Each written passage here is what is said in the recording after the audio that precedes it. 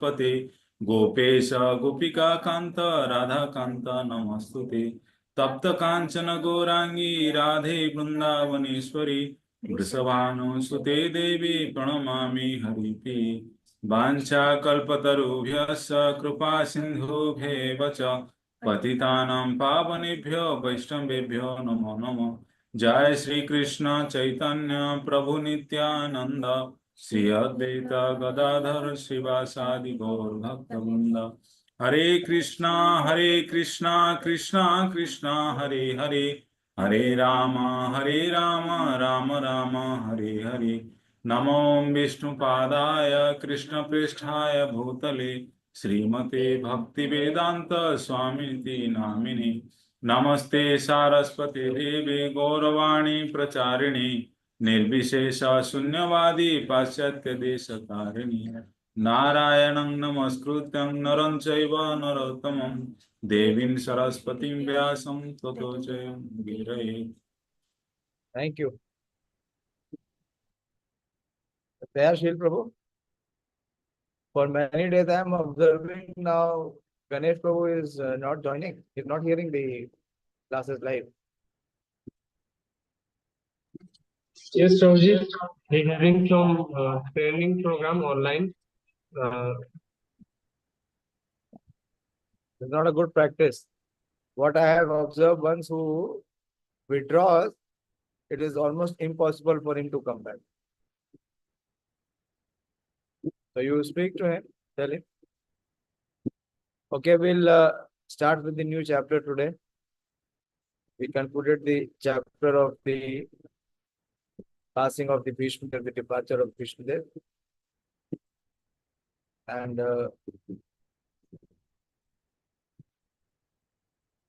we see what a glorious departure Srila Bhishma Dev had.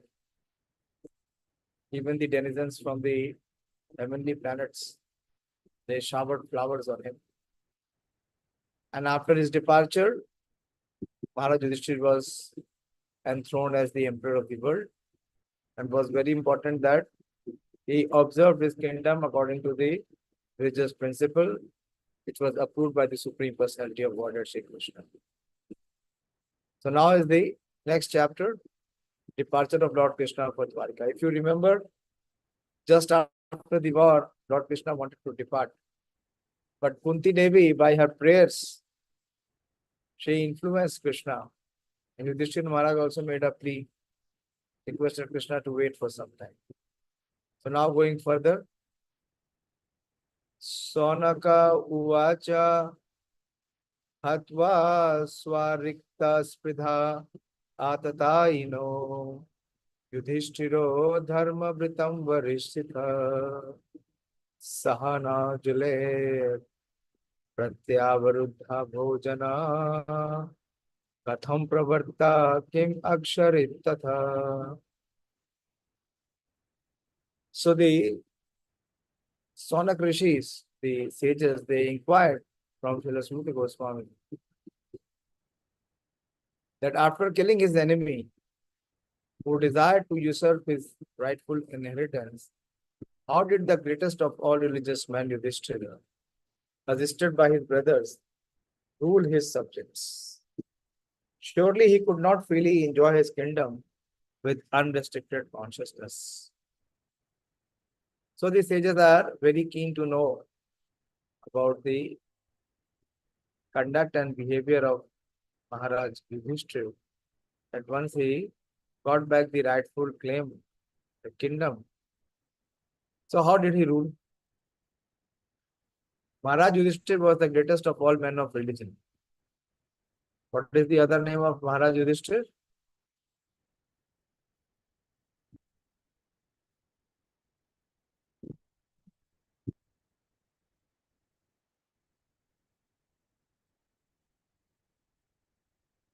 Yes, Pranav? Dharmaraj Prabhu. Yes, he is known as Dharmaraj. So because he is Dharmaraj, he knew exactly what the religious principles are, and not only he knew, he followed it perfectly. He was not at all inclined to fight with his cousin for the sake of enjoying the kingdom. He fought for the right cause because the kingdom of Hastinapur was his rightful inheritance and his cousins wanted to usurp it for themselves. He fought therefore for the right cause under the guidance of Lord Shri Krishna. But he could not enjoy the result of the victory because his cousins were all killed in the fight. He therefore ruled over the kingdom as a matter of duty, assisted by his young brothers. The inquiry was important for Sonak Rishi, who wanted to know about the behavior of Maharaj Yudhishthir when he was at ease to enjoy it. So till now, Maharaj Yudhishthir was always following the religious principles. But now was the real test. When he actually got the kingdom and practically there was no one to oppose him. So in this situation, when he is ruling supreme, when he has everything under his command, so how was his behavior or conduct? Actually, a person is only tested when he gets power. Before he has power or before he has position, he naturally remains humble. Why? Because he hardly has any powerful position. Or whom can he command, rule, or exploit? But once he has the situation, the sovereign position as Yudhishthir Maharaj will have. So now was the time to know how was his behavior, how he conducted himself. It's very important. In spiritual practice, if we get any position or if we get any authority, the purpose of bestowing that authority or position is to serve, not to exploit or to dictate. So Sonak Rishi wanted to know one who is always religious, who has always been a religious person, personified, religion personified. So what was his conduct when he factually received the kingdom, when he actually got the power, the position? Suta Uvacha Vamsham Kurur Vamshadavagni Nirhitam Samroetva Bhavabhavano Hari Niveshyayitva Nijarajo Ishvaro Yudhishtiram Pritamana Bahuvaha. Sud Goswami said, Lord Krishna, the Supreme Personality of Godhead, who is the maintainer of the world, became beast after re-establishing Maharaj Yudhishthir in his own kingdom. And after restoring the Kuru dynasty, which had been exhausted by the bamboo fire of anger.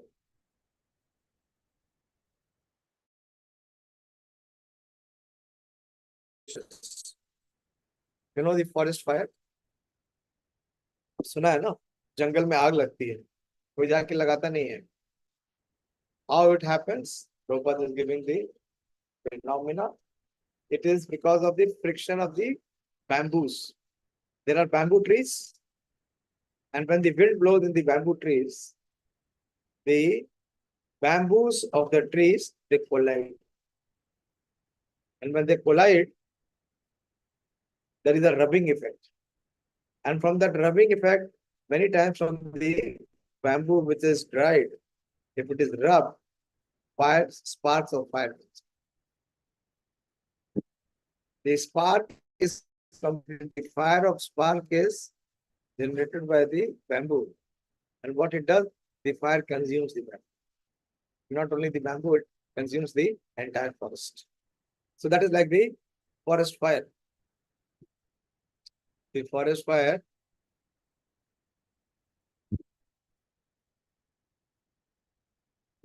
Such a forest fire takes place automatically.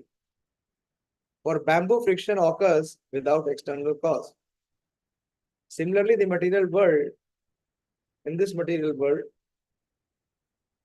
the wrath of those who want to lord it over material nature interacts, and the fire of war takes place, exhausting the unwanted population. Such fires or wars take place in human society by dealing among the population, and the Lord has nothing to do with them. But because He wants to maintain the creation, He desires the mass of people to follow the right path of self realization, which enables the living beings to enter into the kingdom of God.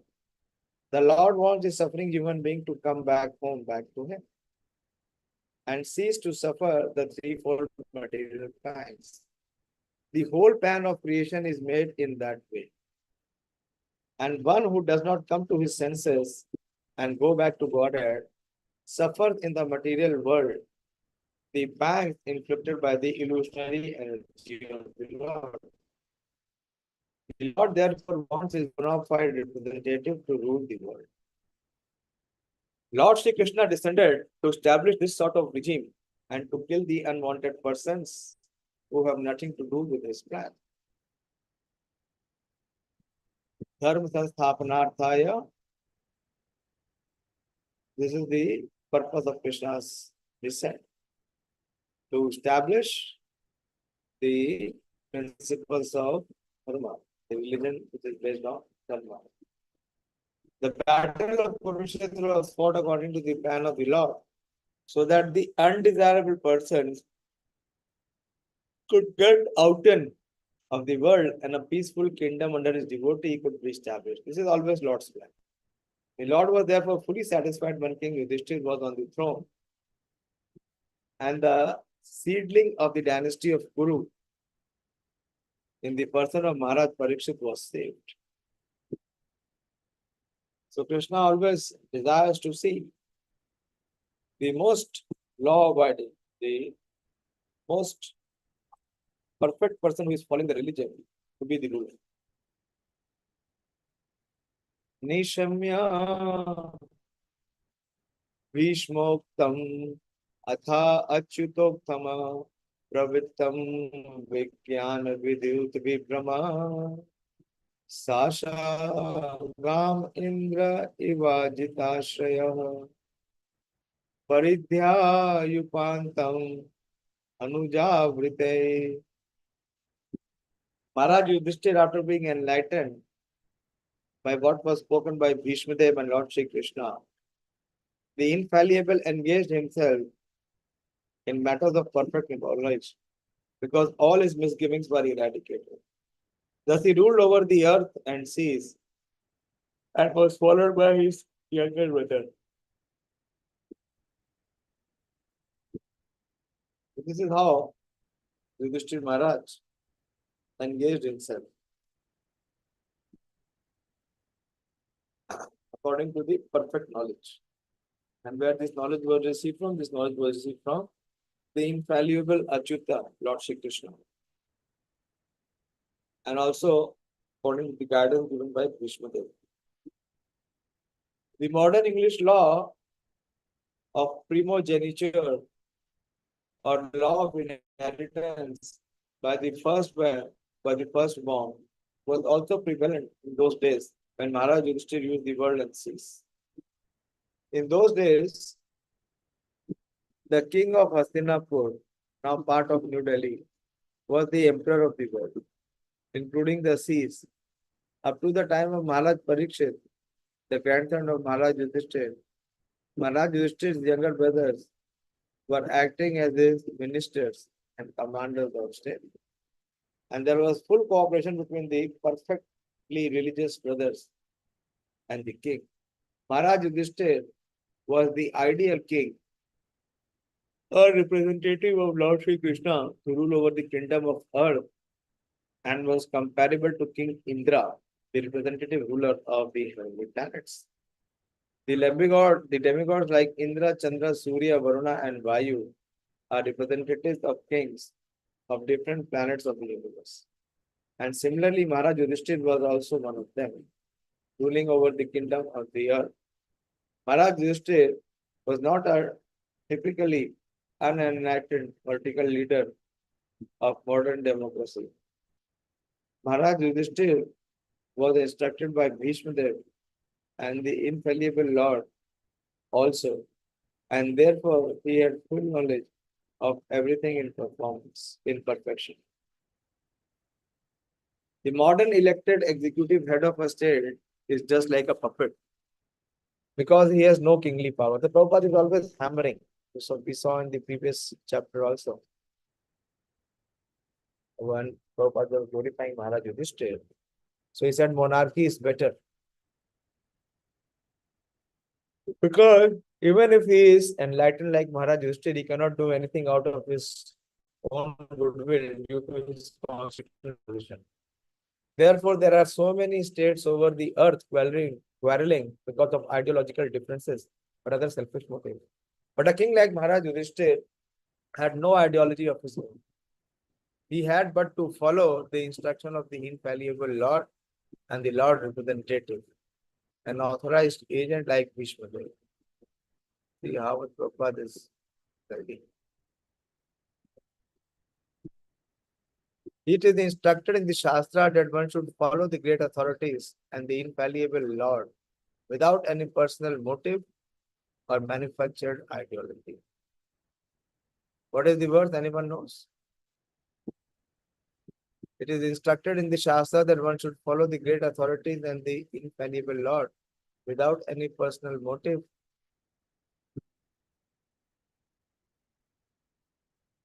or manufactured ideology.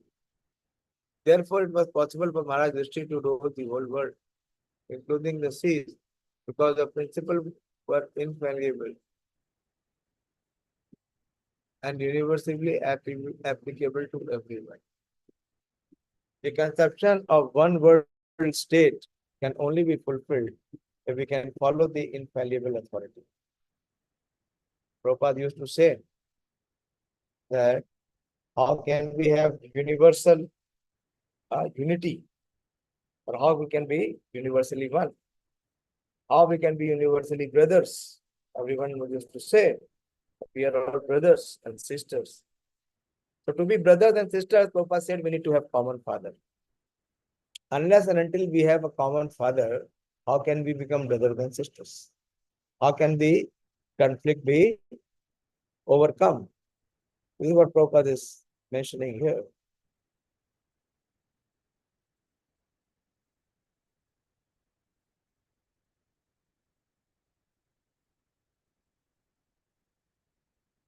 Therefore, the conception of one world state can only be fulfilled if we follow the infallible authority. What is that? Achyut. An imperfect human being cannot create an ideology acceptable to everyone. Only the perfect and infallible can create a program which is applicable at every place and can be followed by all in the world. It is the person who rules and not the impersonal government. If the person is perfect, the government is perfect. If the person is a fool, only the perfect and infallible can create a program which is applicable at every place and can be followed by all in the world. It is the person who rules and not the impersonal government. If the person is perfect, the government is perfect. If the person is a fool, the government is a fool's paradise. That is the law of nature. There are so many stories of imperfect kings or executive heads. Therefore, the executive head must be trained person like Maharaj Yudhishthir, and he must have the full authoritative power to rule over the world. The conception of the world state can be taking shape only under the regime of the perfect king like Yudhishthir Maharaj. The world was happy in those days because there were kings like Maharaj Yudhishthir to rule all over the world. Kamam varsha parjanya सर्व काम दुग्ध माही शिशिचूष्मा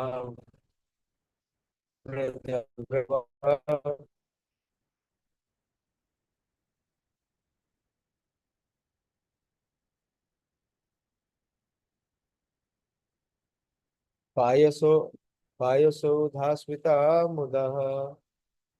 During the reign of Maharaj Yudhishthir, the cloud showered all the water that people needed, and the earth produced all the necessities of man in profusion. Due to its fatty milk bag and cheerful attitude, the cow used to moisten the grazing ground with milk.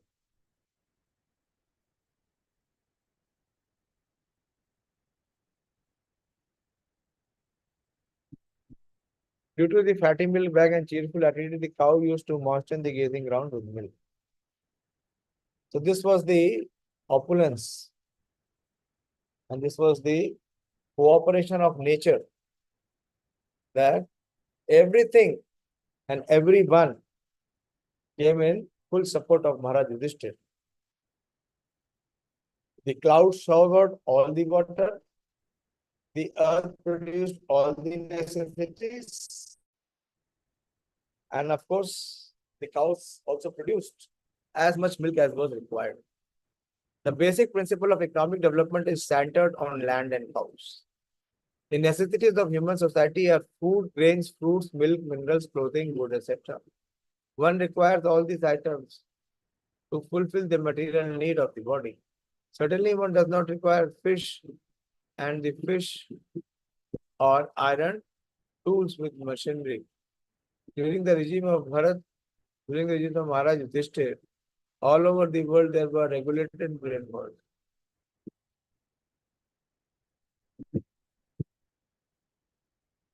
During the regime of Maharaj Yudhishthir, all over the world there were regulated rainfalls, not like what India is experiencing, unregulated rainfall.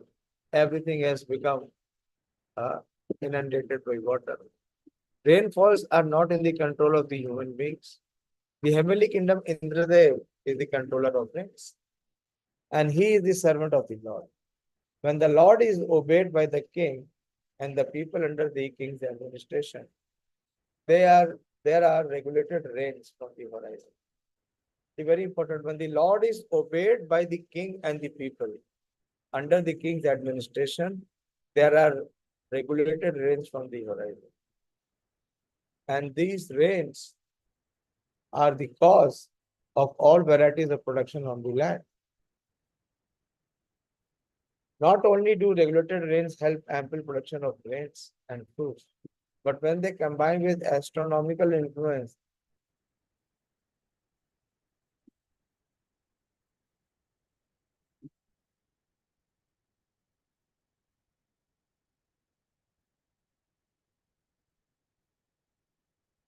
there is ample production of valuable stones and pearls. Grains and vegetables can sumptuously feed a man and animal, and a fatty cow delivers enough milk to supply a man sumptuously with vigor and vitality. If there is enough milk, enough grain, enough fruit, enough cotton, enough silk, and enough jewels, then why do people need economic development in the shape of tools and machines? Can tools and machines supply vigor and vitality to man and animal? Prabhupada is asking. Can machinery produce grain, fruit and milk, or jewel and silk? There are jewels and silk, along with varieties of food stuff prepared with ghee, grain, milk life of silk. Cars, radio, flesh, and hotels. Has this civilization produced anything more than the doggish mentality of quarreling individually and nationally? Has this civilization enhanced the cause of equality and fraternity by sending thousands of men into the hellish factory and the war field at the whims of a particular man? So Prabhupada is questioning. It is said here that the cow used to moisten the pasturing land with milk because their milk bags were fatty and the animals were joyful. They do not require, therefore, proper protection. Do they not require therefore proper protection for a joyful life by being fed with a sufficient quantity of grass in the field? Why should men kill cows for their selfish purposes? Why should men not be satisfied with grain, fruits, and milk, which is combined together, which combined together can produce hundreds and thousands of palatable dishes? Why are there slaughterhouses all over the world to kill innocent animals? Prahlad Maharaj and the grandson of Maharaj Yudhishthir, while touring his wife's kingdom, saw a black man attempting to kill a cow. The king at once arrested the butcher and chastised him sufficiently. Should not a king or executive head protect the lives of the poor animals who are unable to defend themselves? Is this humanity? Are not the animals in a country citizens also? Then why are they allowed to be butchered in organized slaughterhouses? Are these signs of equality, fraternity, and non-violence? The Prabhupada has questioned that in the future these all things become organized slaughterhouse, making it a industry. Therefore, in contrast with the modern advanced civilized form of government, an autocracy like Maharaj Yudhishthir is far superior to the so-called democracy in which animals are killed and a man less than an animal is allowed to cast vote for another less than an animal man. So Prabhupada is condemning today's program of selection of candidates by vote. We are all creatures of material nature. In the Bhagavad Gita, it is said that the Lord himself is the seed-giving father, and material nature is the mother of all living beings in all shapes. You all know this verse? Which verse is this? In the Bhagavad Gita, it is said that the Lord himself is the seed-giving father, and the material nature is the mother of all living beings in all shapes. Boliye? Which verse is it? Yes, Dayashil Prabhu. हरे कृष्ण प्रभु जी सर्वयोनिषु कौन्तेय अहम बीज प्रजापिता मूर्तया संभवन्ति है तासाम अहम महत योनि अहम बीज Prajapita. And the material nature is the mother and Krishna is the father, seed-giving father. Thus, mother material nature has enough foodstuffs both for animals and for men. By the grace of Father Almighty, Shri Krishna, the human being is the elder brother of all other living beings.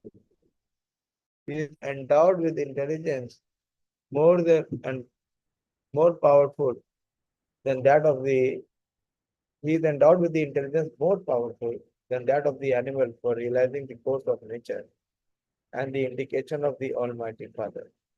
Human civilization should depend on the production of material nature without artificially attempting economic development. We turn the world into the chaos of artificial greed and love of power only for the purpose of artificial luxuries and sand-grabbing. That is but the life of cows and hogs. One more verse. Nadya samudra gireya savanaspati viruddha palanti aushadaya sarve kamam anvritu tasya vai. So in the regime of Maharaj Yudhishthir, what was the response of Mother Nature? It is being very nicely discussed here. The rivers, ocean, hills, mountain, forest, creepers, and active trucks in every season paid their tax quota to the king. Since Maharaj Yudhishthir was under the protection of Ajita, Lord Krishna, the invincible Lord, as above mentioned, the properties of the Lord, namely the rivers, oceans, hills, forests, etc., were all pleased, and they used to supply their respective quota of taxes to the king. The secret to success is to take refuge under the protection of the Supreme Lord. Without action, nothing can be possible. To make economic development by your own endeavor on the strength of tools, machinery is not all. The sanction of the Supreme Lord must be there, otherwise, despite all instrumental arrangement, everything will be unsuccessful. The ultimate cause of success is the Deva. The supreme kings like Maharaj Yudhishthira knew perfectly well that the king is the Supreme Lord's agent who looks after the welfare of masses of people. Actually, the state belongs to the Supreme Lord. The rivers, oceans, forests, hills, trucks, etc. are not creation of man. They are all creation of the Supreme Lord. And the living being is allowed to make use of the property of the Lord for the service of the Lord. Very important.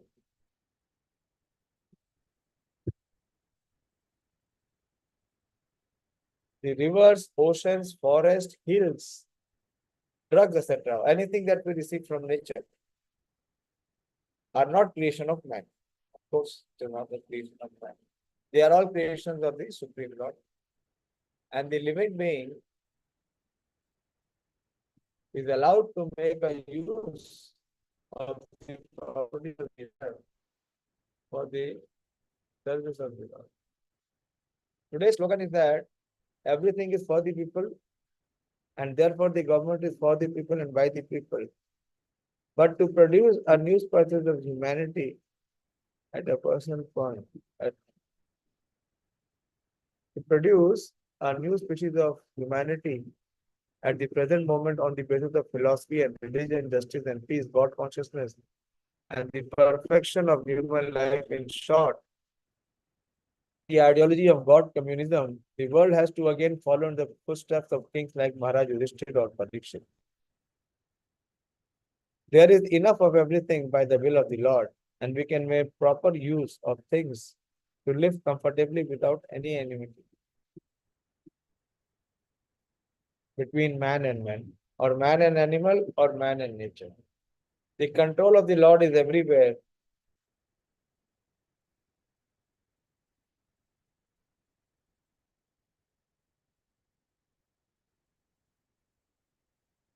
And if the Lord is pleased, every part of nature will be pleased. The rivers will flow profusely to fertile the land. The oceans will supply sufficient quantities of minerals, pearls, and jewels. The forest will supply sufficient woods, drugs, and sufficient wood, drugs, and vegetables, and the seasonal changes will effectively help produce fruits and flowers in profuse quantity. The artificial way of living depending on factories and tools can render so-called happiness only to limited numbers at the cost of millions. Since the energy of the masses of people is engaged in factory production, the natural products are being hampered, and thus the masses are unhappy. Without being educated properly, the mass of people are falling in the footsteps of wasted interest by exploiting natural reserves. And therefore, they are in an acute competition between the individual and nature and nation, nation and nation. There is no control by the trained agent of the Lord. We must look into the defects of modern civilization by comparison here and should follow in the footsteps of Maharaj Yudhishthira to cleanse man and wipe out anarcho-ism. So I'll stop here after the 5 words. So this we see in this section so far in the opening section. The religious rule of Maharaj Yudhishthira is being talked about. That by his humility and by his dutiness, he was bound by duty. So he always followed the religious principle which was established by the Supreme Lord. So everyone and everything of the creation came forward to serve to assist to make him complete his mission. Okay, I'll stop here. If there is any question or discussion, please ask me.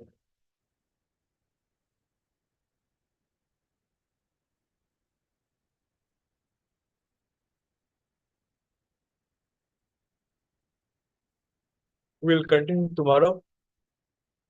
Thank you very much. Srimad Bhagavatam ki jai.